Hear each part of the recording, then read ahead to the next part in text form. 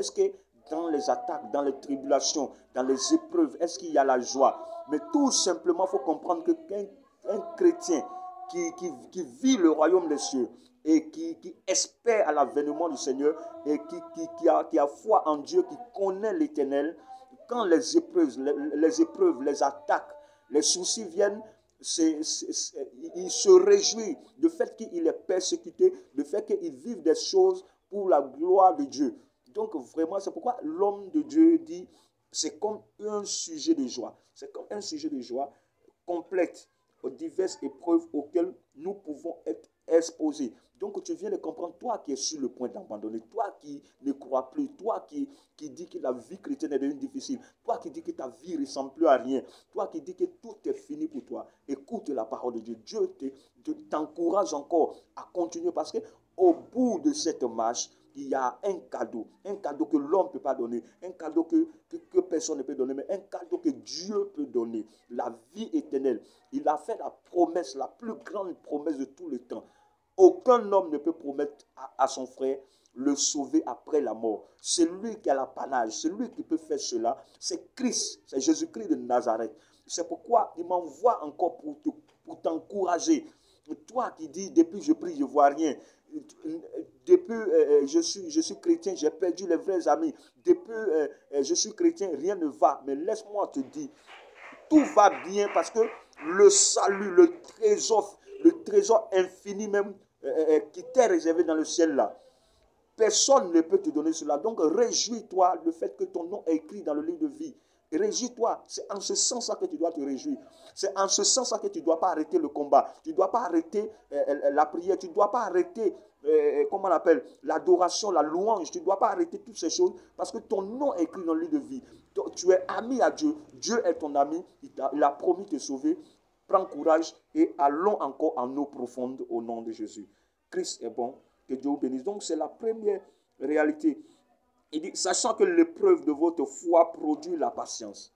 Effectivement, l'épreuve de votre foi, quand votre foi sera éprouvée, il faudrait que vous soyez patient. Il y a beaucoup de personnes qui ne sont pas patientes. J'ai prié 2 ans, 3 ans, je ne vois pas la main de Dieu. J'attendais ça de mon Seigneur. Il ne m'a pas donné, donc je retourne dans le monde. Ou bien j'abandonne, ou bien je suis découragé, ou bien je suis confus, ou bien je suis inquiet. Non, tu ne dois pas t'abandonner, tu ne dois pas abandonner si facilement. Tu ne dois pas aussi baisser les bras si facilement. Allons encore en eau profonde. Prends courage et fortifie-toi. Bien-aimé, je sais que Dieu n'a pas encore dit son dernier mot. Donc tu vois un peu, l'épreuve de votre foi produit la patience. Effectivement, soyez patient. Soyez véritablement patient. Parce que ce que Dieu a dit, il va l'accomplir. Regardez à Christ et il vous fortifiera au nom suprême de Jésus.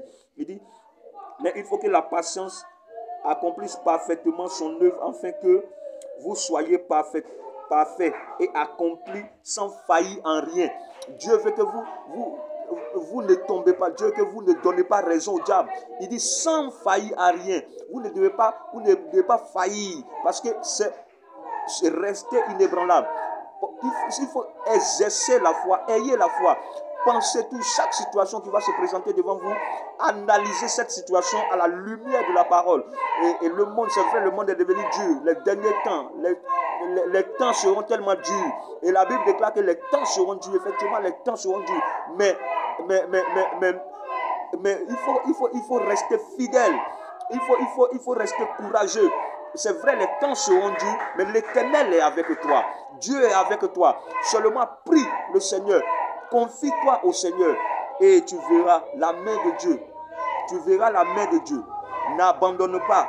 N'abandonne pas la marche chrétienne. N'abandonne pas l'œuvre de Dieu. Il dit, il faut que la patience accomplisse parfaitement son œuvre, afin que vous soyez parfaits et accomplis sans faillir en rien.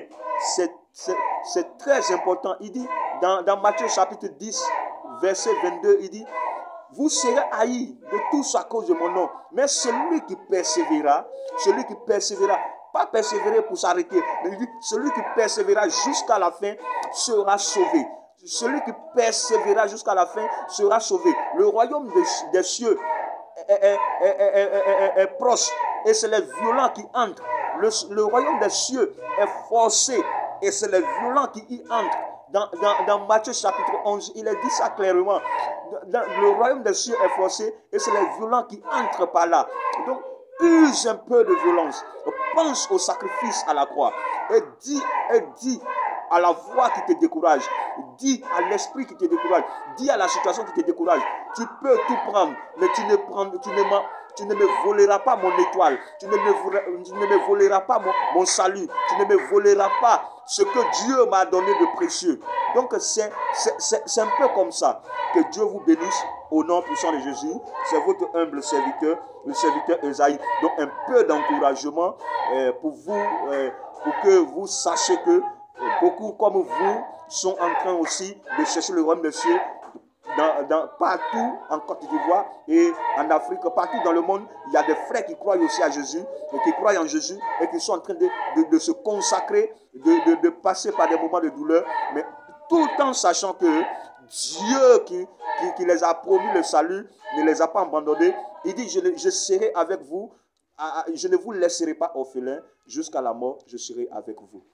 Il est avec nous, il est avec toi, quelle que soit la montagne, quel que soit le problème qui est devant toi, Christ est avec toi.